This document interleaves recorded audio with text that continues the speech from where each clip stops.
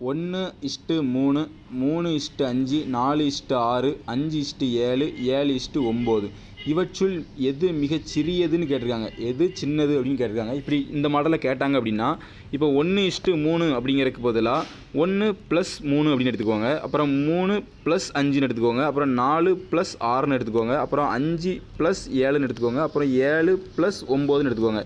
இப்போ இதெல்லாம் கூட்டணும் அப்படின்னா இங்கே 16 வரும், இங்கே 12 வரும், இங்கே 10 வரும், இங்கே 8 வரும், இங்கே 4 வரும். இப்போ நமக்கு என்ன கேட்டிருக்காங்கன்னா, எது மிகச் சிறியதுன்னு கேட்டிருக்காங்க.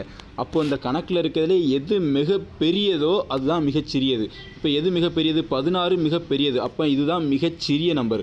ஒருவேளை இங்கே பெரியது அப்படின்னு கேட்டாங்கன்னா, இப்போ இங்கே எது சின்னதோ அதுதான் பெரியது. இங்கே சின்னது எதுன்னு கேட்டிங்கன்னா 4.